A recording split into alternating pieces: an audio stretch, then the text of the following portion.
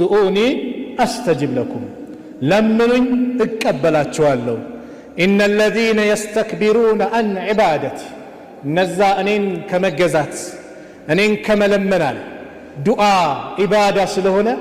እዚህ ቦታ ላይ ኢነ الذين يستكبرون عن الدعاء عن عبادتي ብሎ ጠራው ለምን الدعاء هو العبادة ብሎ ነብዩ አለይሂ ሰላቱ ወሰለም ስለተናገሩ ዱዓ ማለት ራሱ ኢባዳ ነው ሰላት እንደምንሰግደው ጾም እንደምንጾመው ሰደቃ እንደምናወጣው ኢባዳ አጅር እንደምናገኘው ሁሉ ዱዓ ማድረግን አጅር እናገኛለን ከዛም ባለፈ ግን አላህ በዱንያ ላይ አንበሻብሻችኋለሁ አለ አላህ ኡድኡኒ አስተጅብ ለኩም ለምኑኝ እቀበላችኋለሁ ለመለመን ዝግጁ ነን ሙስተዒድ ነን ላለመሳነፍ ሁሌ መቻካ ባሪያ ለመሆን ዝግጁ ነን አላህ ስለሚወድ ማለት ነው መንቻካ ባሪያ አላህ ይወዳል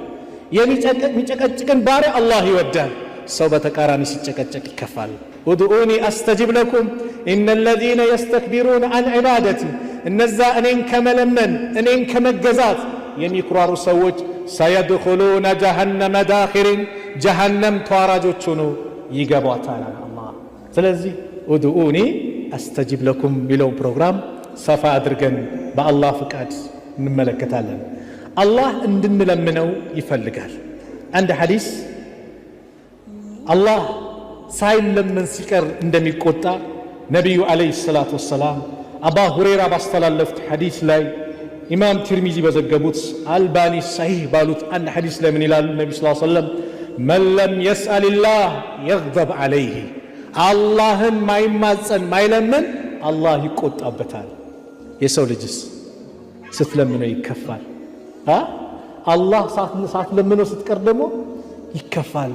እህቴ አላህ ሳትለምነው ስትቀር ይከፋል አላህ ሲለመን ይደሰታል የሰው ልጅ ሲለመን ይከፋል ስለዚህ ይህ የዱዓ ርዕስ ዛሬ ለማንሳት የፈለኩት አብዛኞቻችን ከዱዓ ዘነጋን አንዳንዱ ዱንያ ሲመጣለት እኔ ተብቃቀው ነኝ ብሎ ያስባል ላ ምስኪን ደሃነ ከጃይነ ያለ አላህ ቁርአን ላይ ይናገራል ማይከጅላል